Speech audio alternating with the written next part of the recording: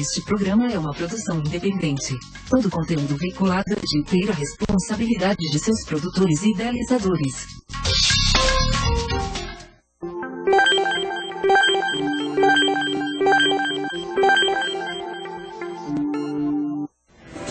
Mulher de verdade, sim senhor.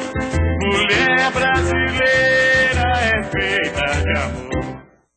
Boa tarde aos internautas do programa AuTV Mulher. O tema de hoje é um tema que traz muito interesse, que é a questão da nuturologia ou naturologia.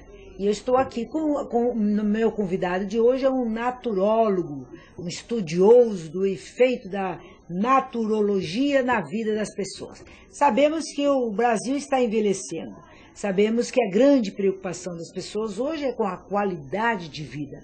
Para isso, nós convidamos o Caio, que é um especialista nessa área. Que bom tê-lo no programa AuTV Mulher. É um prazer estar aqui no programa e eu espero poder contribuir com as minhas vivências, os meus estudos, né, naquilo que com certeza. Caio, me diga uma coisa aqui. Naturologia. O que é naturologia e o que faz o naturólogo? Bom, naturologia é uma graduação, né, um curso bacharelado, né, um curso superior, e existe aqui em São Paulo há um pouco mais de 10 anos, é um curso que veio da Europa, é uma formação de 4 anos. Tem 2 universidades aqui que dão esse curso, que é em Morumbi e em Santa Catarina, a Universidade Sul de Santa Catarina. Né? Espera, Caio, me explica aqui. Esta é uma influência da comunidade europeia? Isso, é uma influência da comunidade europeia. Isso. E aí, é recente lá ou lá já é uma tradição? Não, é uma tradição já bem mais antiga. Inclusive, em alguns países, por exemplo, a Alemanha, o naturólogo tem um papel, uma função diferente daqui, tem mais autonomia e é mais consagrado, vamos dizer assim. O naturólogo é o estudo da natureza? Naturologia é um termo derivado da naturopatia, né, que em alguns países é tratado como naturopatia, formação superior. Quando veio para o Brasil, a naturopatia tinha uma conotação de um curso técnico, de uma formação técnica em naturopatia, e quando criaram um curso superior, foi transformado o nome em naturologia, né, mas em outros países você encontra a formação em naturologia chamada de naturopatia, que aqui no país tem essa diferença de ser um curso técnico ou a formação superior. Tá. E esta ciência, né, que esse que é o conhecimento da natureza, eu queria que você me colocasse para nós, eu estou numa rede internacional de mulheres e que tem a grande preocupação, você tem um estudo na questão dos distúrbios da menopausa. Sim. E você tem um trabalho do quanto essa ciência colabora para que nós possamos fazer essa travessia de uma forma menos sofrida. Sim. Bom, eu como naturólogo, né, a naturologia ela se dispõe a entender o ser humano de uma maneira integral, né, então a gente tenta ter um olhar diferenciado para o ser humano, né, uma participação maior no processo, com uma relação terapêutica diferente. E uma das técnicas que durante a minha formação eu me encantei e eu comecei a estudar e comecei a praticar, comecei a vivenciar, foi a meditação. E quando a gente começa a praticar a meditação, você começa a sentir os efeitos, aí você vai estudar. Né? Hoje eu faço mestrado aqui na Faculdade de Saúde Pública, né, e estudo meditação para as mulheres que passam no período que a gente chama de perimenopausa. Né? O termo climatério a gente procura não utilizar porque climater significa crise em grego. Né? Então você assimila o período a necessariamente uma crise. A gente sabe que não é exatamente assim. Em algumas culturas, o climatério simplesmente não aparece, essas crises não aparecem. Caio, você está colocando um dado aqui que me interessa e eu tenho certeza que para nossas internautas, para quem está nos acompanhando agora, também interessa. Porque essa visão da menopausa como algo menos é muito preconceituosa, né? Sim. E ela não ajuda para que as pessoas possam fazer essa passagem como algo natural da vida da mulher, não é? E este resgate holístico do qual você está nos trazendo aqui agora, como algo, uma passagem, não como uma crise, não como algo menor, não como algo que compromete a tua identidade de mulher, mas sim como é uma nova fase na vida da mulher, não é?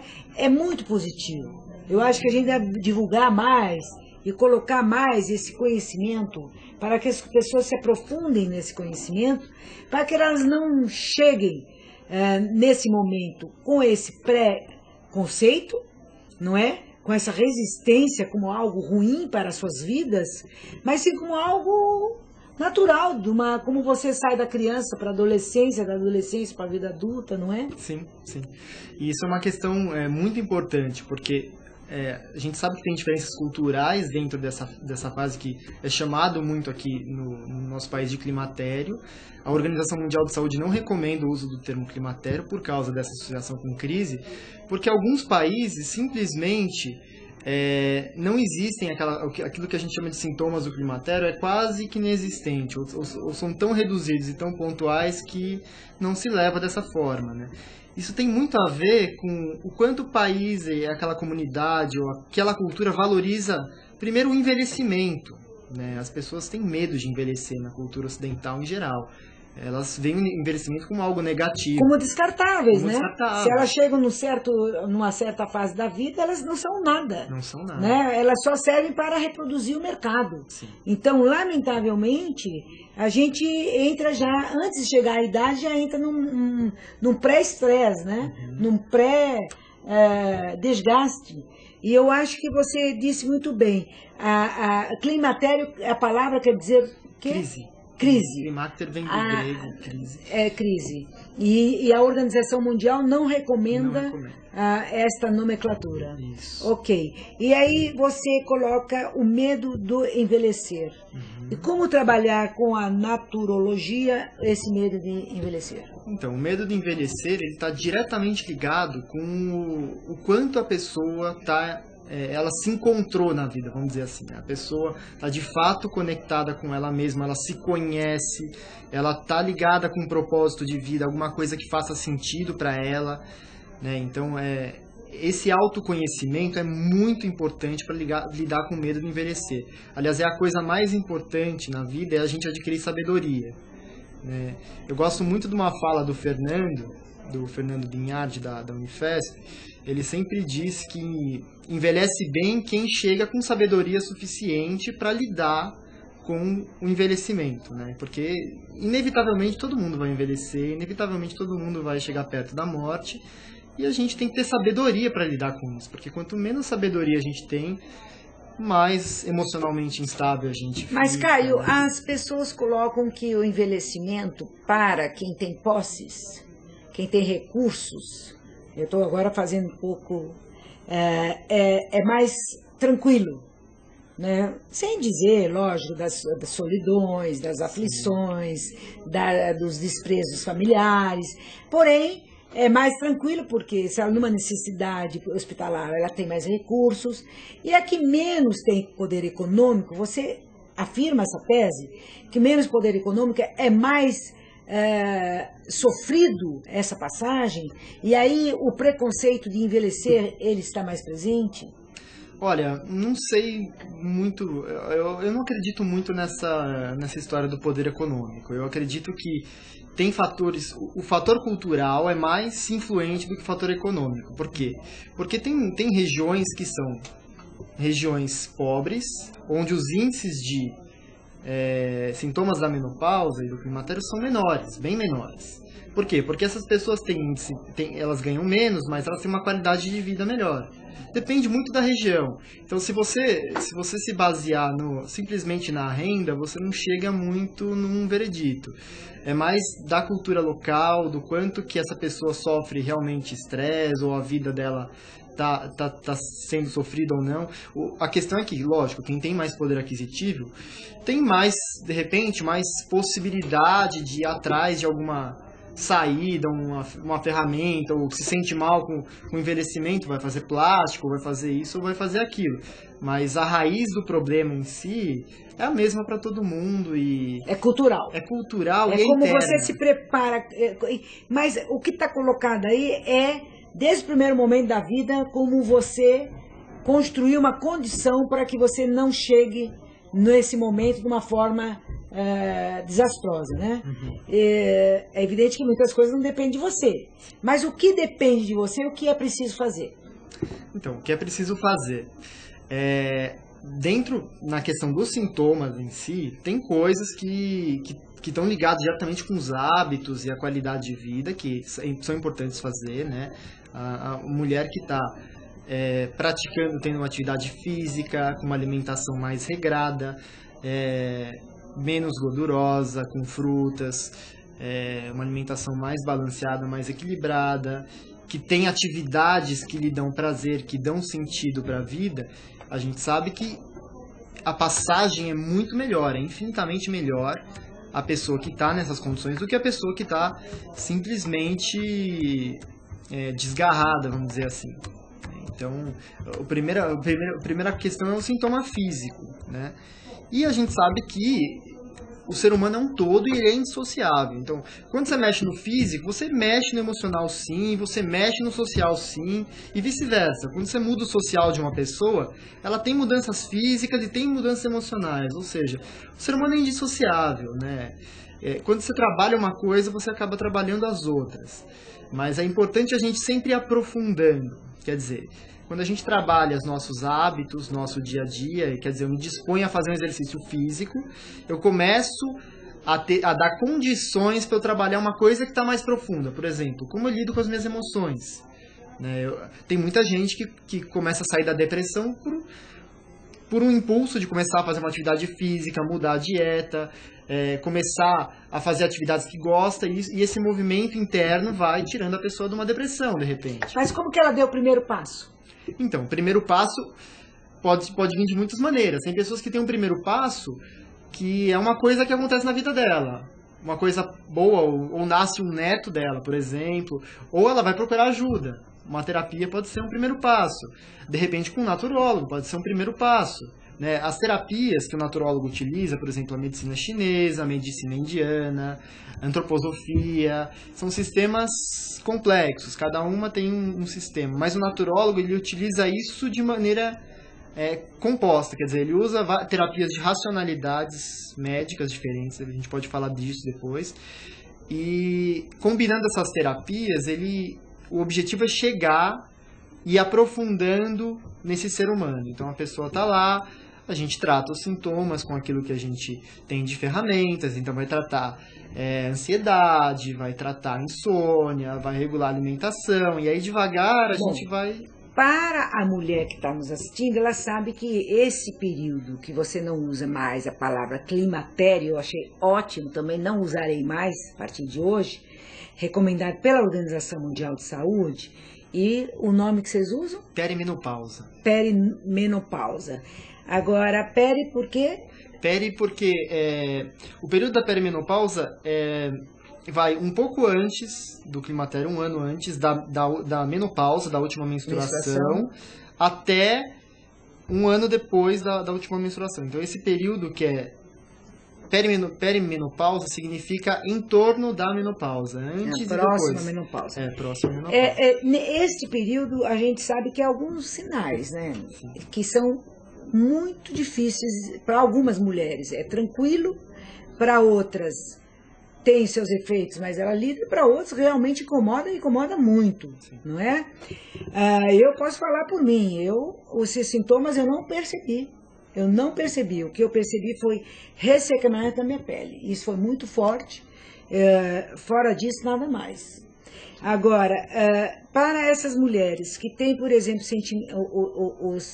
o sintoma da insônia, sim, que é uma coisa muito forte, que à noite vem aquele calor, vem aquela transpiração, aquele vermelhão, o que é que você, como naturólogo, recomenda? Então, esses sintomas de calor, né, a gente chama de sintomas vasomotores, né? Algumas mulheres têm muito intenso isso, e ele vem em picos, né? Quando a gente tem umas alterações hormonais, a mulher tem alterações hormonais por causa da falência ovariana, né? Então, acho importante falar, A menopausa é o ovário deixando de produzir óvulos. Certo. E aí essa mudança hormonal, esse período de transição, que é a mudança de quando a mulher é fértil para a mudança quando a mulher não é mais fértil. Né? Quando ela, a partir da menopausa ela não é mais fértil, não engravida mais. Então, tem mulheres que nem sentem os sintomas vasomotores, que não percebem. Normalmente, as que estão mais ativas, que estão mais ligadas com alguma atividade. Essas mulheres que estão mais ativas, que estão mais num processo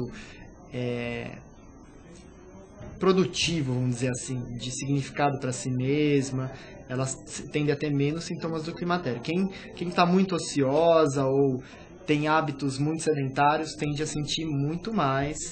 Tem uma questão, se discute questão genética, se discutem várias questões, mas eu acho que o dominante, tirando as exceções, é isso. O que pode fazer é o seguinte: tem várias maneiras de lidar com os calores, né? Você pode tratar desde a acupuntura até, dentro da minha área, né? Desde a acupuntura até plantas medicinais. Então, dependendo de cada caso, né, naturologia, como todas as terapêuticas. E também alopatia, em alguns casos. E alopatia em alguns casos, com certeza. Lógico, eu acho que em alguns casos agudos, eu acho que isso associa. Né? É importante, você soma esse tratamento, sim, mas tem uma hora que tem algumas mulheres que precisam introduzir mesmo. Precisa. E a nossa ideia realmente é somar. A ideia é a gente tentar utilizar o máximo possível terapêuticas que não sejam que sejam mais naturais, menos agressivas. Só que quando é necessário, tem mulheres que têm que sofrer uma reposição hormonal. Lógico, por exemplo, reposição hormonal, que a gente sabe que tem todos os defeitos, todas as consequências da reposição hormonal, né? Tem os riscos, né? Agora, me diga um negócio, Caio. Você me falou aqui da importância da meditação. Uhum. E a meditação tem a ver, por exemplo, a pessoa fala, eu sou dessa religião, sou daquela, e acha que não tem... Porque todas as contemplam, né? Lógico, né? Agora... pode impedir um pouco, por ela não ser uma religião mais oriental, ela sentir um certo preconceito em relação à meditação? Então, depende.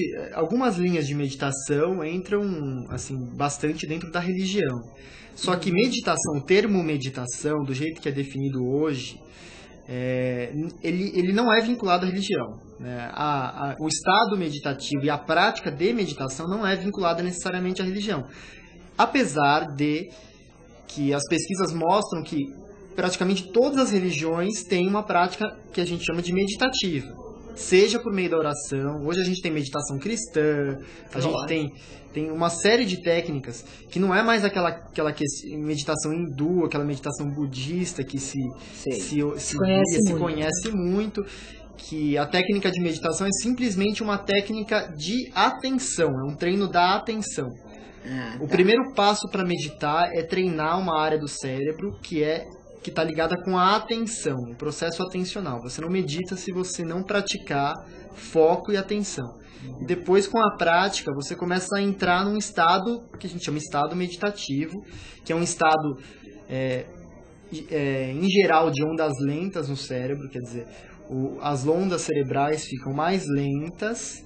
Você tem um relaxamento fisiológico, né? A gente tem uma baixa no metabolismo, o metabolismo abaixa, a pessoa gasta menos energia. Agora, a pessoa pode fazer isso sem orientação? Como que uma pessoa que está interessada, ela deve proceder? E o que ela deve buscar para realmente... Porque se uma pessoa vai sozinha em casa, sem uma orientação, sem uma supervisão, começa a entrar nessa metodologia, nesse modo de fazer a meditação, e começa a aprofundar sem uma orientação, isso é risco?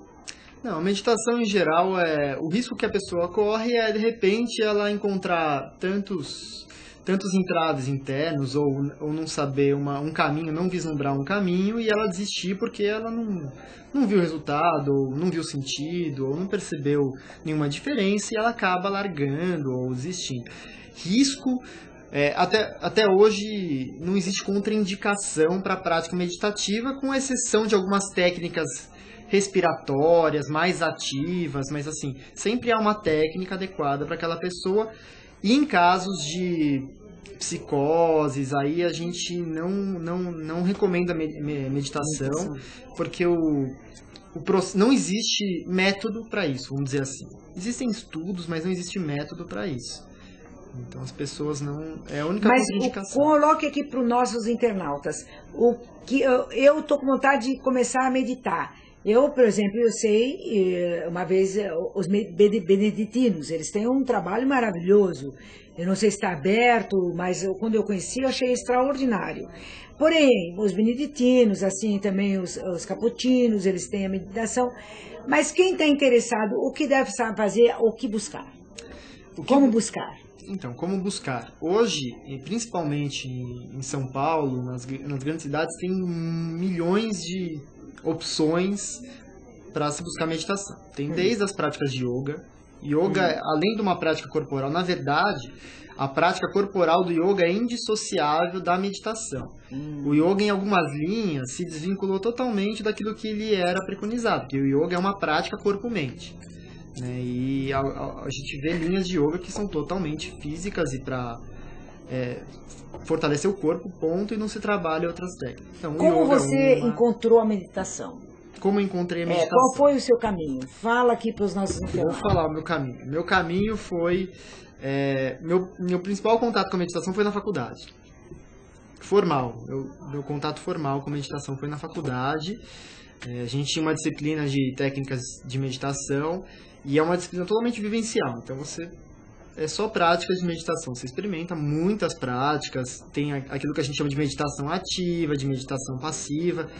E você vai experimentando as práticas. E a partir do momento que você tem a primeira vivência, alguma coisa muda. Algo muda em você e você começa a buscar esse algo. E aí vai praticando, vai buscando outros caminhos, você vai para retiros, vai para outros Como é feita a primeira, no teu caso? Explica para nós.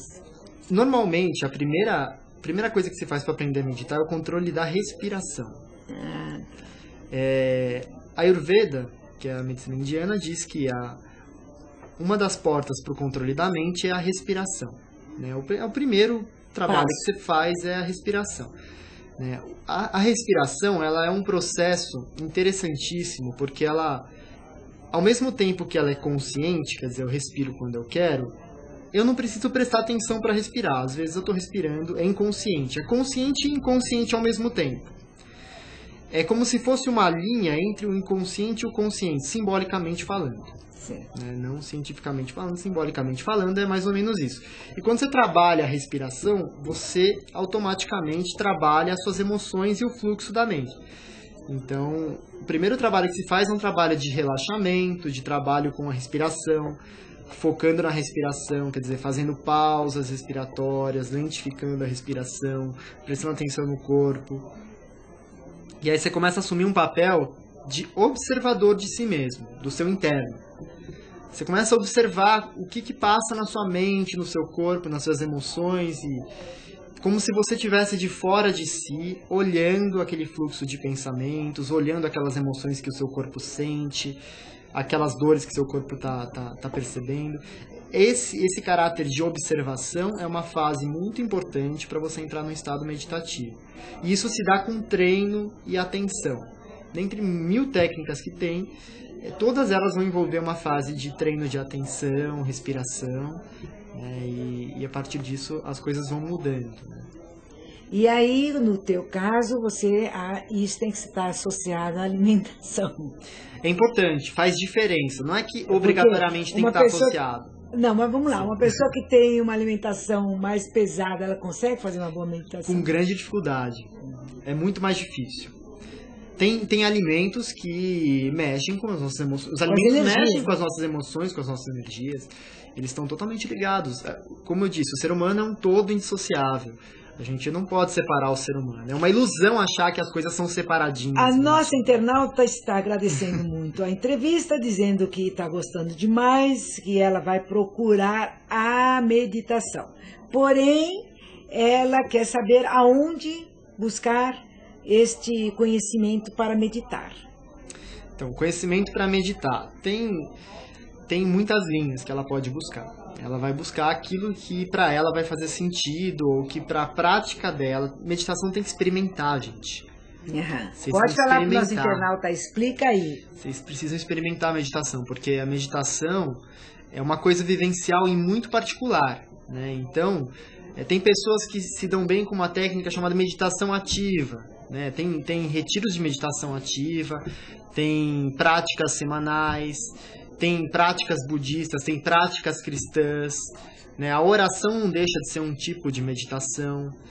Então, eu ficaria falando a tarde inteira de lugares, mas eu acho que se você está interessada, dá uma buscada na internet mesmo, você vai achar muitas coisas, uma infinidade delas, e ver aquilo que bate com você. Vai experimentar, vai fazer uma aula, né? Ou começa em casa mesmo, experimentando com você.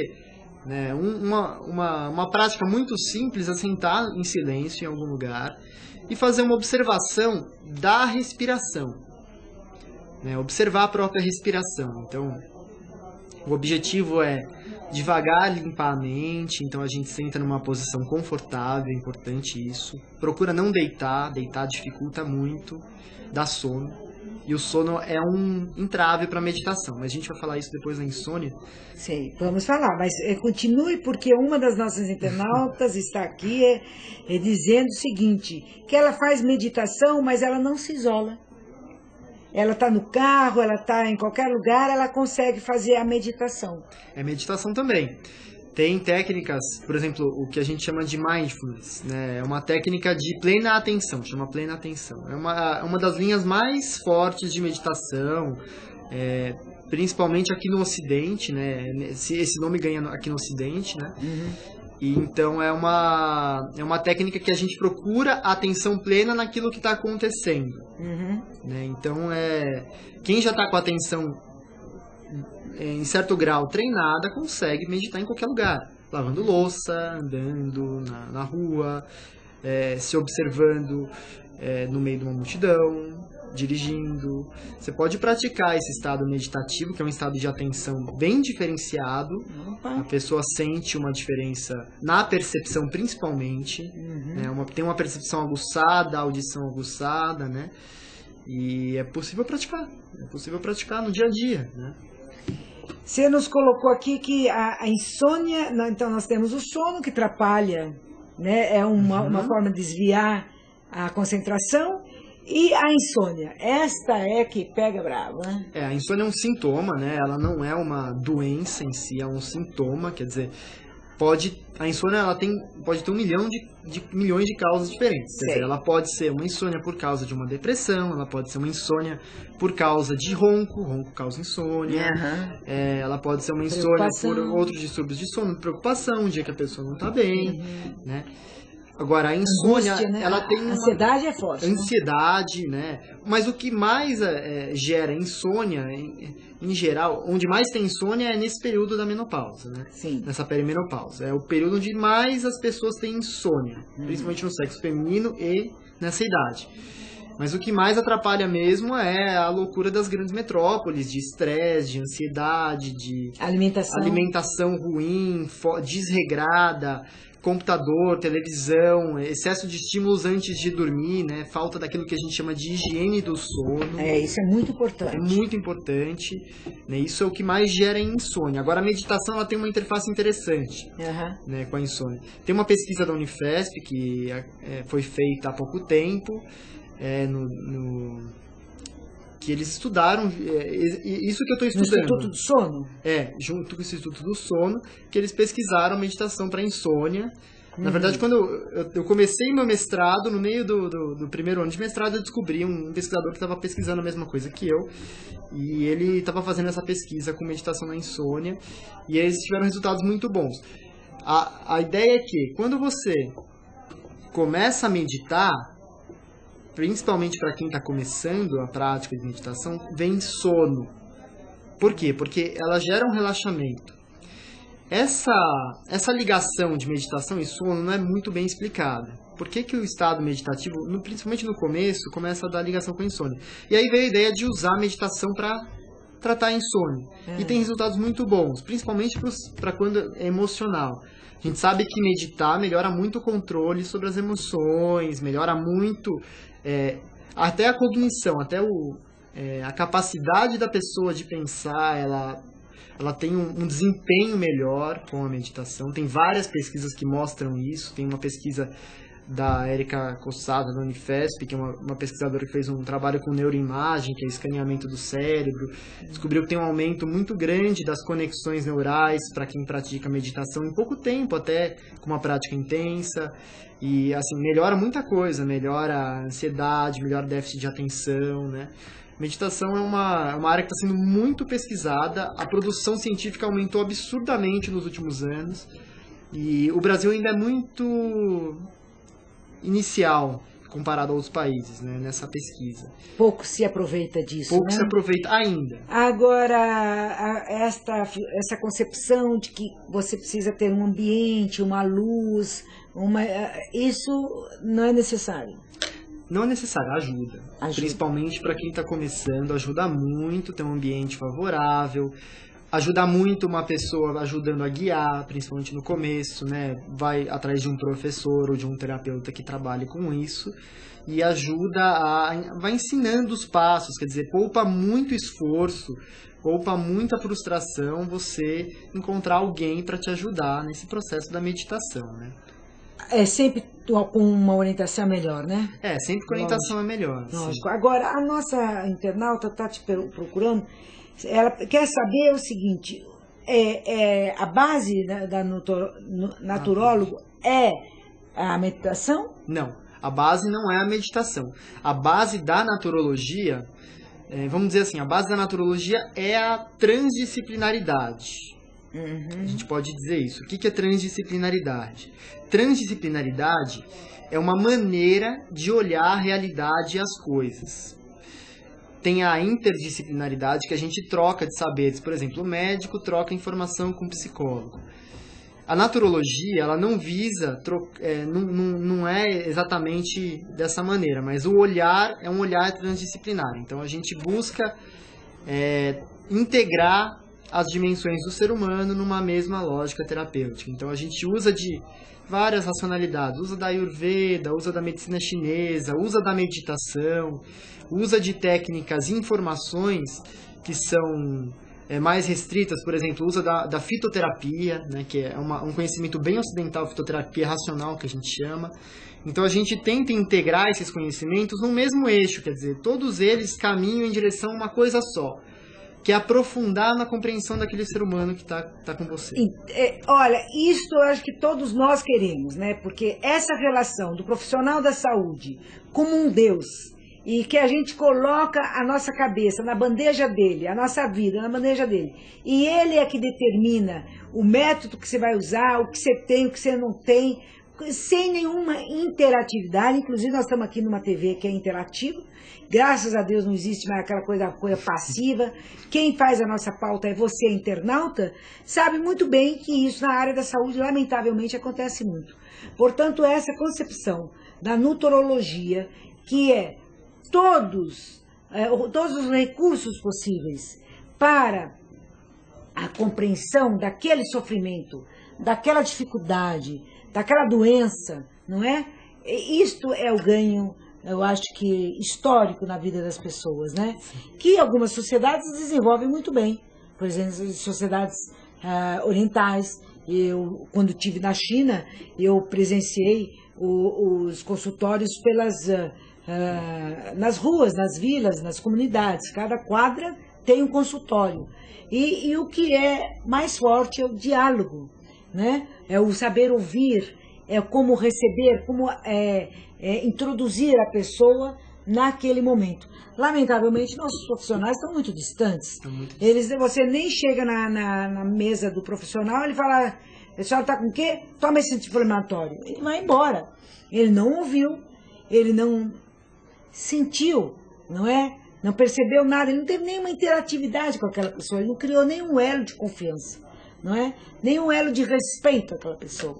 E assim que se dão. E eu acho que tem algum lugar, alguma unidade básica que já está aplicando a naturologia? Tem alguns lugares que tem naturologia no Sistema Único de Saúde, né? Isso é um trabalho que eu venho desenvolvendo, um trabalho no Hospital das Clínicas, né, há 5 anos. Eu sou coordenador de uma equipe de naturologia, a gente tem estagiários. É um trabalho focado a adolescentes, né? No programa do adolescente? No programa do adolescente, do Dr. Albertino Duarte. Mais uma vez, essa profissional, você que está em rede internacional, mas conhece pelo site, pelas entrevistas, a doutora Albertina Duarte é uma pessoa que é um exemplo de profissional. É uma médica que atende adolescentes. Aqui tem o primeiro programa de adolescentes no Brasil. Ela é coordenadora no maior estado, que é São Paulo, as pessoas estão fora, e que tem esse trabalho extraordinário de saber acolher. Olha que coisa linda, que palavra tão distante do nosso cotidiano, né, Caio? Acolher, receber o que é que está mais ligado na vida que o adolescente, né? E ele vem, ele traz as suas demandas, suas necessidades. É uma experiência que você que está fora do Brasil deve conhecer, que é o programa da saúde do adolescente do estado de São Paulo, dirigido por essa médica, doutora Albertina Duarte, que Caio trabalha também nessa equipe, coordenando um programa... Eu coordeno uma equipe de naturologia. E que faz essa abordagem com adolescentes? Faz essa abordagem com adolescentes, a gente trabalha junto com os outros profissionais, com os médicos, psicólogos, né, enfermeiros. E como? Por exemplo, vamos pegar uma adolescente que está naquele momento da vida e engravida, né? Uhum. Porque hoje nós temos gravidez com 11 anos de idade. Como que é a abordagem da naturologia para esse caso? Você poderia falar um pouco para nós? Sim. A abordagem do naturólogo, ela se baseia num conceito que a gente chama de interagência. Interagência é uma maneira diferente de lidar com aquela pessoa que está na sua frente, que vai de encontro com esse olhar. Eu me arrisco a dizer que o olhar é o principal, a liga e a essência de um bom profissional de saúde.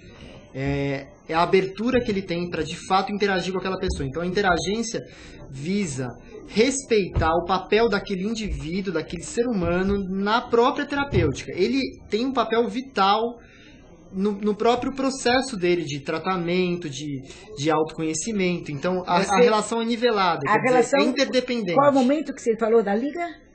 É a interagência, a gente chama de interagência. Interagência. Interagência é um conceito que a gente fala, você está sendo tratada, você e eu estamos no mesmo nível e nós interagimos. A terapêutica é o encontro, o seu encontro do seu ser com o meu ser. Certo. E durante esse encontro terapêutico, essa troca, há uma relação de interagência e a terapêutica acontece nessa relação, não existe essa hierarquia, né? Então, quando a menina... Paulo Freire colocava muito bem isso. Paulo Freire colocava muito bem isso, muito bem colocado. E quando vem uma menina grávida, o primeiro passo é acolher, é ouvir a história. Sem preconceito. Sem preconceito, sem julgamento. Uma coisa que a doutora Albertina muito fala, né? Dessa questão do acolhimento, que é muito importante de saber ouvir, de saber receber e não se colocar numa posição superior, né? O adolescente. E muitas vezes ela vive isso dentro de casa, né? O tempo todo. Dentro de casa. E às vezes ela chega na nossa unidade, nosso programa, nossa unidade de saúde, assim, apunhalada por muitas outras unidades de saúde, posturas profissionais erradas, e a gente tem que consertar o problema. Quer dizer, a adolescente ela leva bronca, onde ela vai, ela leva bronca, e ela não se transforma, então ela vai errando e continua errando. Enquanto a pessoa não se sentir acolhida e não confiar, ela não se transforma. Então, e aí trabalha com essa adolescente, e a partir do acolhimento, sente um pouco. E a partir desse contato surgem as terapêuticas que podem ser utilizadas. Cada caso é um caso. Lógico. Mas vamos dar um exemplo de alguma terapia aí? Sim, a gente pode usar, de repente, da medicina chinesa, começa com uma acupuntura auricular para reduzir a ansiedade daquela adolescente. A meditação, vamos lá, uma menina de 11 anos faz meditação? Pode fazer meditação, sim, com certeza. Tem esses exemplos lá na casa do adolescente? Tem exemplos na casa. Nós vamos um dia então lá para documentar isso. Por favor, podem Para ir. divulgar isso para as redes internacionais, porque hoje a gente sabe o desafio que é trabalhar com o adolescente. Sim. E aí tem a meditação. Tem a meditação, a gente faz vivências com aromaterapia, faz vivências com yoga, né? A gente faz um trabalho em grupo. Lá em Pinheiros eu cuido de uma horta de plantas medicinais, então a gente faz um trabalho com a horta. Então, resgata o contato com a terra, deixa os adolescentes conhecerem as plantas, sentirem os aromas. Se sentirem importantes. Sentirem né? importantes. E aí, quando os pais estão presentes, é interessante, porque os pais muitas vezes têm um contato com aquela medicina tradicional. Então fala, quando você era pequeno eu usava um chazinho tal. Olha, e aí você começa a aproximar, memória afetiva, né? pai e filho, você começa a aproximar por essa via. Dentro sabe? dessa memória. Dentro dessa memória. Então, ser naturólogo é buscar um contato com o natural e tentar trazer esse contato com o natural como um resgate terapêutico, usando as ferramentas que tem de medicina alternativa e complementar, mas a essência é essa, é buscar a autonomia daquele indivíduo, daquela pessoa, da criança. E as universidades já têm essa disciplina, Caio? Então, a naturologia só tem como graduação em Bigurubi e na Unisul, em Santa Catarina. São as duas únicas universidades. Quer dizer, todas as escolas de enfermagem, de medicina, não tem essa disciplina? Naturologia não, ela tem disciplinas de terapias complementares, que são muito legais, que tem uma abordagem diferencial. Não é exatamente a mesma coisa que naturologia. Naturologia vamos dizer assim, é uma organização complexa diferente dessas terapêuticas isoladas. Não que a enfermagem e a medicina não possam incorporar conceitos. Eu acho que quanto mais incorporar esse olhar, melhor. Eu sou totalmente a favor dessa mudança de olhar. A saúde precisa muito disso. Lógico, eu faço um apelo aqui ao nosso ministro, tanto o ministro da Saúde quanto da Educação, que coloque isso como uma matéria básica, para que nós possamos ser, no mínimo, mais respeitados em certas unidades, que nós somos tratados, às vezes, lamentavelmente, numa condição muito precária. Então, vamos começar a pensar no que é bom para a nossa comunidade, para o nosso povo, para nossas mulheres, nossos homens. Agora, antes de encerrar a entrevista, que eu acho que você abordou aqui muitos temas que requer mais aprofundamento, mais conhecimento, mais horas de entrevista. As pessoas acham que essas técnicas das quais você colocou, ótimas, aí tem pessoas que vão, em certas pessoas que não estudam e aplicam essas técnicas. Como evitar de passar na mão de certas pessoas que não conhecem o que estão fazendo? Então, tem muito charlatanismo que a gente chama dentro da terapêutica natural. Então, tem pessoas que fazem um curso de final de semana e saem aplicando as coisas mais malucas. Exato. Né? Então, eu recebi um dia deste, eu confesso a você, uma pessoa que me mandou na área da aromaterapia, me mandou um produto que, olha, ele é mais tóxico do que qualquer outra coisa. Nós tivemos uma aromaterapeuta aqui que trouxe aqui um trabalho lindo, ela explicou essa influência indiana para o Brasil e tal, mas ao mesmo tempo recebi uma outra pessoa que eu conheci e me deu, eu fiquei assustada, disse, meu Deus, como é que, sabe, nem um pouco de sensibilidade perceber quanto aquilo era forte? Sim. Profissionais ruins tem em todos os lugares. Inclusive tem em todas as áreas. Medicina. E tem caras que se formam em medicina e são profissionais péssimos. Se formam em enfermagem são profissionais péssimos. Então a formação nem sempre garante um bom profissional. O que garante é a nossa sensibilidade, o nosso olhar. Vai conhecer o trabalho da pessoa, senta com ela, faça perguntas, pesquise antes, né?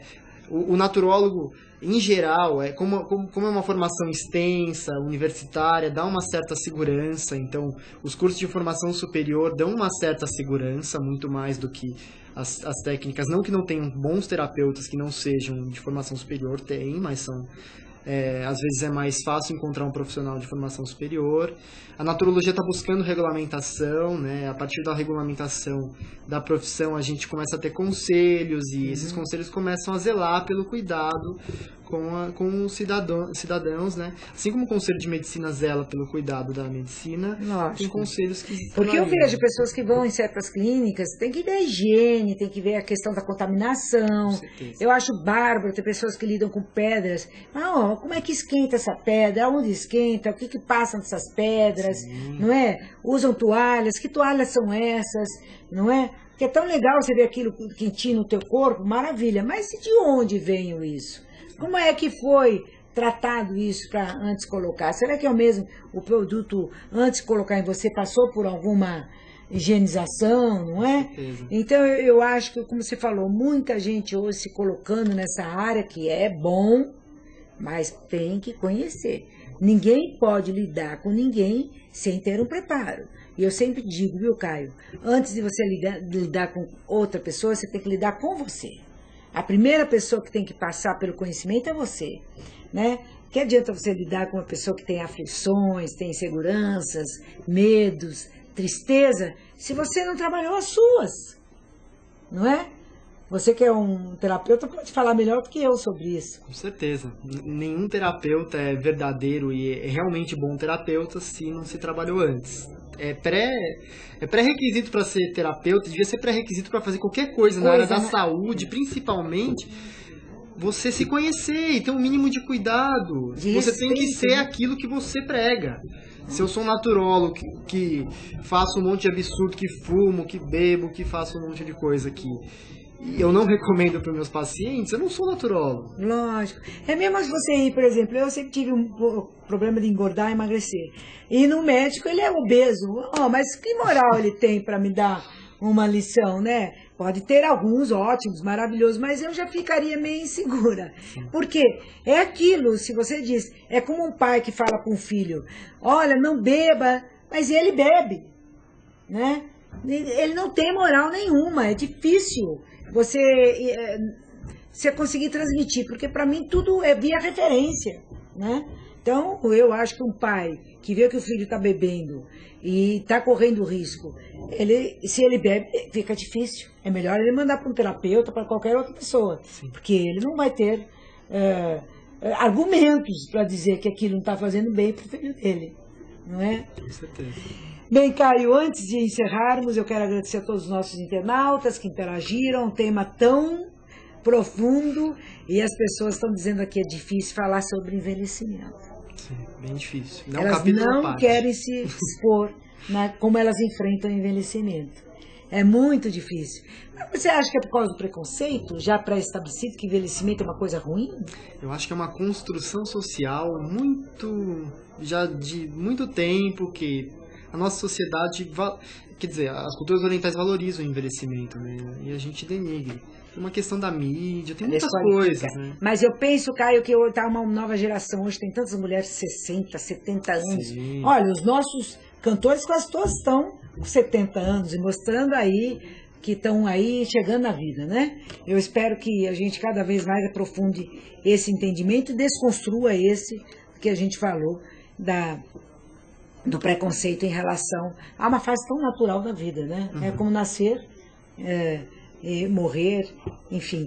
Mas veja como é difícil. A gente associa sempre o envelhecimento à morte, né? Com certeza. E não é um fim o envelhecimento. Não necessariamente. Mas muito bem, eu acho que a gente tem muito para discutir ainda. E uma internauta te pergunta como é que você entrou para esse mundo. Como que eu entrei para esse mundo? Eu entrei para esse mundo por causa de uma coincidência, na época de escola, de colegial, eu estava indeciso, eu sempre tive muitas paixões, sempre gostei de muitas coisas. E numa feira de vestibular, depois de ter olhado todos os cursos e ter gostado de todos e vontade de fazer todos eles, né? Eu sempre fui uma pessoa ligada a muitas coisas, estudo física, estudo psicologia, estudo eletrônica, computação, eu gosto de tudo. E aí, de repente, quando eu estava indo embora da feira, eu achei um folhetinho caído no chão, pisado, eu peguei o folhetinho e olhei, estava escrito Naturologia, graduação em modular em fitoterapia. E aí eu falei, nossa, o que é isso, né? Interessante. Comecei a dar uma olhada, me interessei pelo tema, e falei, nossa, essa é o que eu estou procurando, é uma coisa que é ampla, que é um desafio para mim, é uma coisa que vai me gerar um crescimento pessoal, E eu mergulhei de cabeça nisso e estou até hoje, fazem 5 anos que eu me formei. E a sociedade que ganha. Veja só o caso do Caio, como é importante todos nós observarmos. Um sinal fez com que ele mudasse a vida, um entendimento. Família, tem alguém na família? Não. Não tinha, Não, você é o primeiro? Primeiro. Então, um sinal desse, é um folheto, é uma entrevista como essa que você está vendo agora na UTV, é um comercial, enfim, é uma discussão em amigos, uma discussão no local de trabalho, e você começa a ter novos entendimentos, nova relação com a vida, nova relação com o corpo, com a alimentação, com a saúde psíquica, não é? Com seus amigos, não é? Você começa a interagir sempre dentro desse foco que você falou, que é o foco? Que é o foco da naturologia, né? Da interagência, do respeito pelo ser humano, né? Que é o foco de estar atento à vida. Né? A vida. Então, vamos salvar a vida, né? Vamos saudar e salvar a vida, que é a vida e não essa vida que dizem que está colocada em cima do mercado. Muito obrigada pela sua presença aqui no programa UTV Mulher. Eu gostaria de tê-lo outras vezes aqui para você esclarecer mais aos nossos internautas, para que o nosso programa, quando discutirmos envelhecimento, não tenha essa posição das pessoas mais prestarem atenção do que interagirem. Porque uma dos internautas me disse que é difícil discutir o envelhecimento. Vamos romper com isso, não é? Vamos romper com isso. A gente discute tantas coisas, se eu colocar aqui, por exemplo, a ceia de Natal vai lotar, entende? Vamos se colocar, eles estão aqui, mas não estão se colocando. Vamos discutir, por exemplo, como você falou, cirurgia plástica no envelhecimento, vai lotar. Eu quero discutir isso, tua responsabilidade, a tua consciência em não sofrer. A gente sofre porque a gente está imbuído de certos valores dos quais não faz com que a gente coloque a nossa vida, né? São valores dos quais desqualificam a gente, se a gente não usa aquele manequim, então a gente está fora daquilo que a sociedade e o mercado espera da gente. É muito importante a gente rever isso e ver que o valor está na sua essência, não na sua aparência, né? Naquilo que você construiu, naquilo que você constrói, na sua relação pessoal, na sua relação familiar, na sua relação trabalho, na sua relação com a sociedade. Isto é o naturólogo, né? Isto que é o bonito. Comece a ter esse olhar. Aonde você vai? Qualquer a tua atividade no trabalho, na tua atividade lúdica, na tua atividade familiar, comece a ter um novo olhar para que você não entre nessa de sofrer, não é? Posso deixar um Pode site e deve deixar. Para saber mais de naturologia, tem o site da Associação Paulista de Naturologia, que é www.apanat.org.br. Tem da Associação Brasileira, que é abrana.org.br. Tem a página do espaço onde eu atendo, que é facebook.com/e-integral saúde. Ok. Agora, Caio, o meu internauta, antes, já estão entrando agora se animaram. Está perguntando para você, lógico que você é tão jovem, se você está preparado para envelhecer. Eu acho que eu anseio um pouco pelo envelhecimento, porque para mim envelhecimento é um sinônimo de sabedoria, né? Quanto mais você envelhece, mais sabedoria você adquire. E tem muitas coisas que eu comecei a entender só com a idade, né? Conforme eu fui envelhecendo, eu não sou velho, eu sou um jovem, mas conforme eu fui ficando mais velho, eu fui entendendo coisas que para mim eram inatingíveis. Eu acho isso maravilhoso. Eu acredito que o envelhecimento, para mim, é um adquirir de sabedoria. E eu acho que isso é uma coisa muito bonita e devia ser muito valorizada. E não a aparência que as pessoas valorizam tanto, né?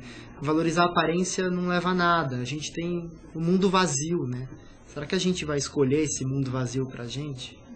Eu não quero um mundo vazio. Mas aqui o internauta está dizendo aqui, pera, isso não é muito para quem ainda não viveu o envelhecimento? Pode ser uma ambição, pode ser uma viagem, pode ser qualquer coisa, mas O Adriano está dizendo aqui, isso é maravilhoso antes de chegar ao envelhecimento. Não, de jeito nenhum. Eu já falei para vocês, internautas, várias vezes. Meu pai morreu com 100 anos e meu pai tinha uma lucidez, tinha uma vontade de viver, tinha as dificuldades do envelhecimento, de locomoção, tudo, porém ele sabia que ele não podia dar mais aquele passo longo que ele dava, mas dentro do passo que ele dava sempre por inteiro. Eu acho que é essa a mensagem que fica. Não tenha medo de envelhecer, não. Eu digo, eu já estou quase 50 anos, já falei isso para meus internautas, todos sabem. Eu acho que tem momento da menopausa, foi um momento difícil, mas bola pra gente. Vamos com essa visão aí. Eu vou me tornar nutoróloga daqui para frente. Agora com meus internautas vamos discutir bastante a nutorologia. Caio, obrigada mais uma vez, e a você, internauta, muito obrigada. Até a próxima semana com o programa AUTV Mulher. Mulher de verdade, sim senhor, mulher brasileira.